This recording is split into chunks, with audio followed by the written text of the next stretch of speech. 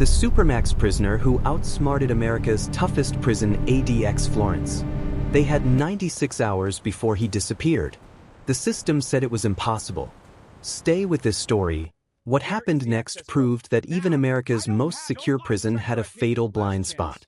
Officer Daniel Cross stood in Range H at ADX Florence on March 3, 2016, staring at a cell that should have been occupied. Inmate 47,382. Thomas Silverton. Serving life without parole for orchestrating the largest prison escape in federal history before he was caught. The monitoring system showed him inside. His biometric bracelet transmitted from the cell. The thermal sensors detected body heat. But when Cross looked through the observation window, he saw something that made his blood run cold. The cell was empty. Cross keyed his radio. "Control, I need confirmation on Silverton's location. Visual doesn't match the system." The control room responded immediately. "Bracelet shows he's in cell H17. Hasn't moved in 6 hours. I'm telling you, he's not here." At 2:47 p.m., Lieutenant Sarah Chin arrived at Range H. She pulled up Silverton's monitoring data on her tablet. Every system showed the same thing. Inmate present, stationary, vital signs normal. Chen pressed the intercom. "Silverton, respond." Silence. She authorized a cell entry at 2:53 p.m. Two officers in full tactical gear opened the door. Inside, a perfectly made bunk. Personal items arranged exactly as regulations required. And a biometric bracelet attached to a heating element that mimicked body temperature. But no Silverton. Chen grabbed her radio. Facility-wide lockdown. Now. At 3 p.m., ADX Florence went into emergency protocol. All movement ceased. Every cell was manually verified. Every corridor was searched. Warden James Mitchell arrived at Range H at 3:20 p.m. He stared at the empty cell, then at the monitoring equipment that insisted an inmate was still there. "How long has he been gone?" Chen checked the thermal data. "The heat signature has been stable for 6 hours. If he left, it was before 9 a.m. That's impossible. We have 3 head counts between 9 a.m. and now. Someone would have noticed." Cross spoke quietly. "Sir, the system showed him present for all 3 counts. No one physically verified because the technology said verification wasn't needed." Mitchell felt his chest tighten. ADX Florence was designed to be escape-proof. It held the most dangerous criminals in America. The technology was supposed to be infallible. At 3:45 p.m., they reviewed security footage from Silverton's cell. The camera showed him lying on his bunk at 8:47 a.m. Normal. Unremarkable. At 8:51 a.m., the camera experienced a 4-second glitch. Digital distortion. Brief loss of signal. When it cleared, Silverton was still on the bunk. Same position. Same posture. But Cross noticed something. "Play that again. Slow it down." They watched frame by frame. Before the glitch, Silverton's left hand was visible on top of the blanket. After the glitch, the hand position was identical. Too identical. Not even a millimeter of difference. "It's a loop," Cross said. Someone replaced the live feed with recorded footage. At 4:15 p.m., IT forensics confirmed it. The camera feed had been compromised. The 4-second glitch was a splice point where live video transitioned to a pre-recorded loop. Whoever did it had access to the security system. At 4:30 p.m., they checked other monitoring systems. The biometric bracelet was transmitting normally. But when they examined the physical device left in the cell, they discovered it had been modified. Someone had bypassed the tamper alerts. Reprogrammed it to send false data while detached from an inmate's wrist. Mitchell's voice was barely a whisper. This required technical knowledge, system access, time, and help from someone on staff, Chen added. At 5 p.m., they began interviewing all personnel who'd worked Range H in the past month. Standard questions. Routine. Everyone accounted for their time. Everyone seemed cooperative. Except one person. IT specialist Marcus Webb. Contracted 6 months ago to upgrade the facility's monitoring systems. Cleared all security checks. Exemplary record. But when they tried to reach him, His phone went to voicemail. At 5:45 p.m., they sent officers to Webb's apartment in Florence. Empty. Packed in a hurry. Lease paid through the end of the month, but clearly abandoned. At 6:30 p.m., they pulled Webb's background again. Deeper this time. His credentials were legitimate. His references checked out. His work history was spotless. But his fingerprints matched someone else entirely. A man named Daniel Reeves. Former systems engineer. Brother of Thomas Silverton. At 7 p.m., the FBI was notified. At 7:30 p.m., they discovered something in Silverton's cell that had been there the entire time, hidden in plain sight. A mathematical formula scratched into the concrete behind his toilet. Barely visible. Calculated precisely. It was a timing sequence. Guard rotations. Camera refresh rates. System backup intervals. Every vulnerability in ADX Florence's security distilled into numbers. And at the bottom, a date, March 3, 2016. Today. At 8 p.m., they finally understood the full scope. This wasn't an escape. It was a demonstration. Silverton had spent 6 months studying the facility's blind spots while his brother worked inside as IT support, gathering access and planting backdoors. But when they checked the visitor logs for Silverton over the past year, everything changed. He'd never had a visitor. Not once in 3 years. At 8:15 p.m., Special Agent Nicole Barros from the FBI stared at the visitor logs. Thomas Silverton. Maximum security. Restricted communication privileges. 0 approved visitors on file. Yet somehow, his brother had coordinated an escape without ever making contact. Pull his phone records, Barros ordered. The logs came back clean. No calls in 6 months. All incoming mail screened and logged. Nothing suspicious. At 8:45 p.m., they reviewed every piece of mail Silverton had received. Legal documents. A few magazines. 3 letters from his appeals attorney. Standard. Unremarkable. Until Officer Cross noticed the attorney's name, Michael Strand. Run that name through the Bar Association database. At 9:10 p.m., the results came back. Michael Strand was a licensed attorney. In good standing. Represented multiple federal inmates. But he'd never filed any appeals for Thomas Silverton. At 9:30 p.m., FBI agents arrived at Strand's office in Denver. The building manager said Strand had terminated his lease 2 weeks ago. Forwarding address, none. At 10 p.m., they obtained a warrant for Strand's client records. What they found made the entire operation clear. Strand had represented 17 inmates across 4 different federal facilities over the past 2 years. All high security. All serving life sentences. All with technical or engineering backgrounds. He'd been recruiting. At 10:45 p.m., they pulled security footage from ADX Florence's visitor entrance. Strand had visited the facility 43 times in 18 months. But never to see Silverton. He'd met with other inmates. Legitimate legal visits. All properly documented and supervised. Except the supervision meant guards watched the conversation, not the documents being exchanged. At 11:15 p.m., forensic analysis of the letters Silverton received revealed something invisible to routine screening. Steganography. Hidden messages embedded in the text using specific word patterns and spacing. The letters appeared to be standard legal correspondence. But read a certain way, every third word, specific paragraphs, coded phrases, they contained detailed instructions. Security schedules. Guard names. System vulnerabilities. Everything Silverton needed was hidden in plain sight in attorney-client privileged mail. At 11:45 p.m., Warden Mitchell made the call he'd been dreading. We need to check every inmate who received mail from Michael Strand. At 12:30 a.m. on March 4th, they began cell-by-cell verification of the other 16 inmates. All present. All accounted for. Except one. Cell J4. Carlos Ruiz. Former cartel technology specialist. His monitoring showed him present. But when they opened the cell, they found the same setup. Modified bracelet. Pre-recorded camera loop. Empty cell. At 1 a.m., panic set in. 2 inmates missing.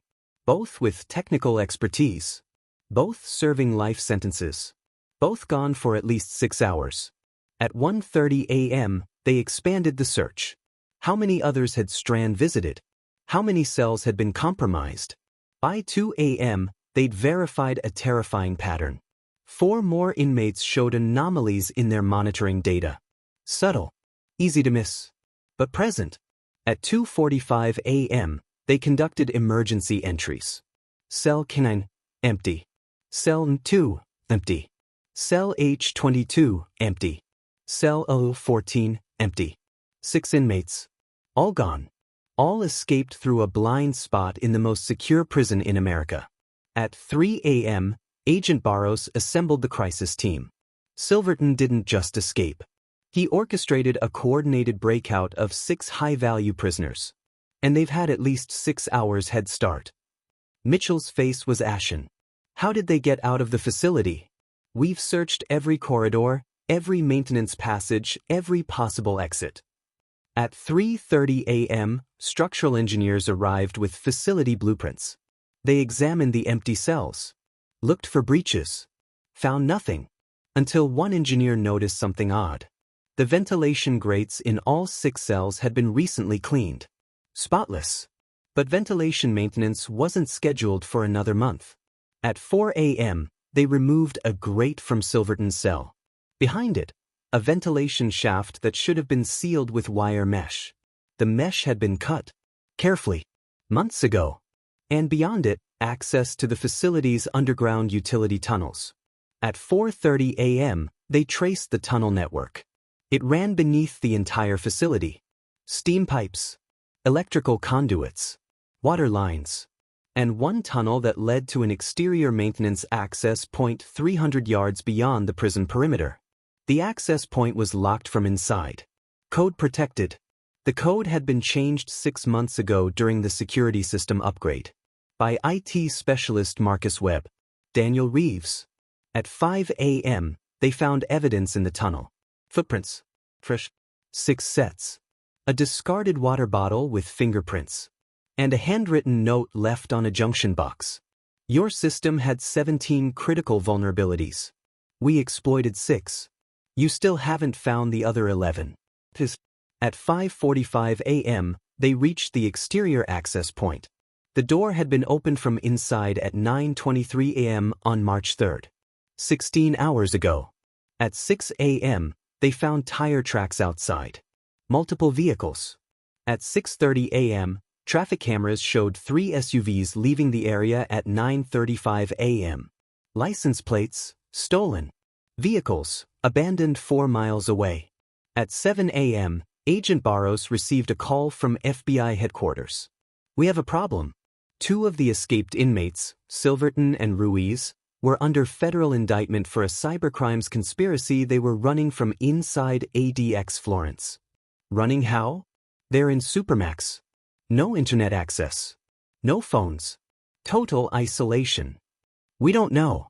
But in the past 6 months, there have been 17 major data breaches across federal systems. Banking, infrastructure, government databases, all traced back to a network we've been calling the Florence Ghost. Barros felt her stomach drop. You're saying they were hacking from inside a Supermax prison?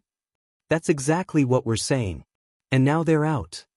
And when FBI cyber forensics finally accessed the hidden partition on Marcus Webb's work computer at ADX Florence, they found files showing the escape was just phase 1 of something much larger.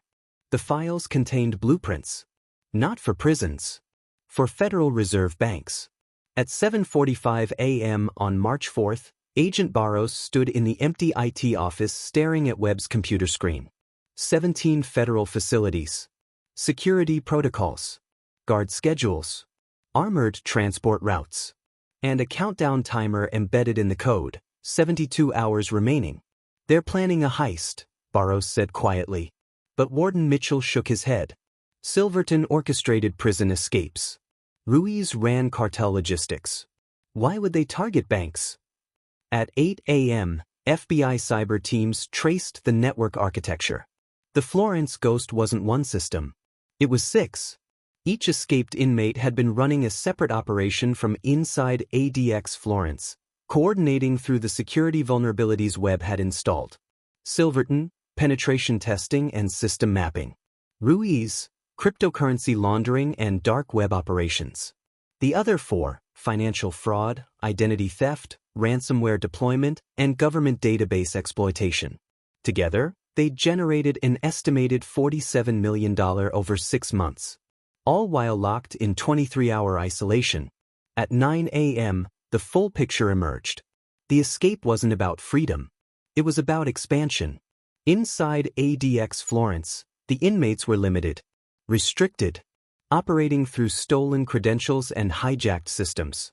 Outside, with the infrastructure they'd built, they could scale infinitely. At 9:30 a.m., Agent Barros made a realization. They're not planning to rob banks. They already robbed them. The countdown isn't for an attack, it's for when the transactions become irreversible. At 10 a.m., Treasury Department forensics confirmed it. Over the past 72 hours, microscopic transfers had been siphoning funds from 18 Federal Reserve accounts. Amounts small enough to avoid automated flags. Routed through thousands of shell companies. Converted to cryptocurrency. Distributed across untraceable wallets. By the time the timer hit zero, $340 million would be gone. At 10:45 a.m., they attempted to freeze the transfers. But the architecture was sophisticated. Each transaction was layered through legitimate banking operations.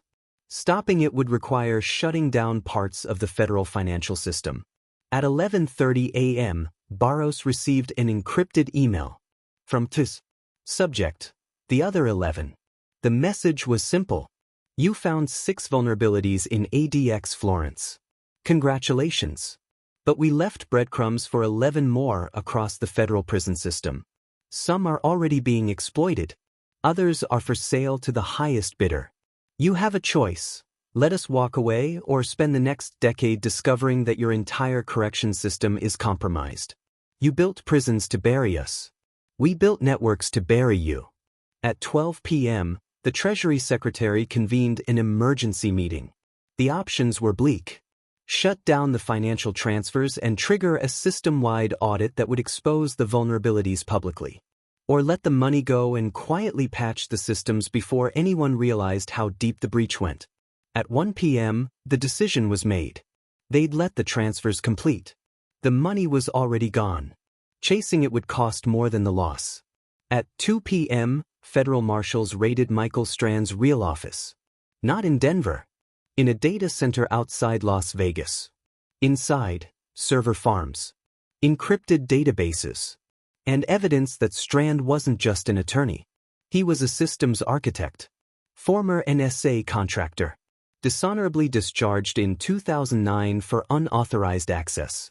He'd spent 7 years building relationships with incarcerated hackers, offering them legal services while recruiting them for the largest cybercrime operation ever run from inside federal custody. At 3 p.m., they found Strand. Not hiding. Working. In a rented office space in San Diego, surrounded by monitors, calmly watching the final transfers complete. He didn't resist arrest. You understand this changes nothing, Strand said as they cuffed him. The vulnerabilities still exist. The networks are still active. We just proved that your most secure facility couldn't hold 6 people who understood your systems better than you do. At 4 p.m., the countdown reached zero. $340 million disappeared into cryptocurrency wallets scattered across 40 countries. Untraceable. Unrecoverable. At 5 p.m., Agent Barros stood in Silverton's empty cell. The formula on the wall. The hidden messages. The 6-month operation executed perfectly from inside 23-hour isolation. Officer Cross joined her. We still haven't found them, he said quietly. 6 of the most wanted fugitives in the country, and they vanished. Barros nodded. Because they're not running. They're recruiting. She showed him intelligence reports from the past 6 hours. Communications intercepted from 3 other federal facilities. Inmates with technical backgrounds receiving visitor requests from new attorneys. Mail patterns matching the steganography Silverton used. He didn't just escape. Barros said. He franchised the operation. At 6 p.m., the Bureau of Prisons issued a classified directive. All attorney-client mail would now undergo enhanced screening. All IT contractors would face expanded background checks. All monitoring systems would be audited for backdoors. But everyone knew it was reactive. The damage was done. At 8 p.m., Warden Mitchell submitted his resignation. 6 inmates had escaped on his watch. The most secure prison in America had been compromised from within. At 10 p.m., Officer Daniel Cross sat in his car outside ADX Florence. He thought about the formula scratched into Silverton's wall. The precision. The patience. 3 years of studying the system. 6 months of exploitation. 96 hours between discovery and disappearance. And somewhere out there, Thomas Silverton was building something new. At midnight, a video appeared on an encrypted forum used by cybercriminals worldwide. Thomas Silverton. Face partially obscured. Speaking directly to camera. They built ADX Florence to bury people like me. To isolate us. To make us disappear. But isolation gave us time. Time to think. Time to plan. Time to understand that the systems designed to contain us are run by people who don't understand them. We didn't break out. We walked out. Through doors they didn't know existed. And now we're going to teach others how to do the same. The video ended. Within an hour, it had been viewed 30,000 times. Within a day, inmate requests for IT-related legal materials spiked at 17 federal facilities. Within a week, 2 more attorneys with technology backgrounds began visiting high-security inmates. The FBI never found Silverton or the other 5 escapees. The $340 million was never recovered. And the 11 remaining vulnerabilities Silverton mentioned? 3 were discovered in the next 2 years. 8 remain hidden. This could happen again. Because the system assumed technology would replace vigilance. That automation would eliminate human error. But it only eliminated human oversight. And in that gap, 6 men built an empire from inside a cell. If this story shook you, the next one will be worse.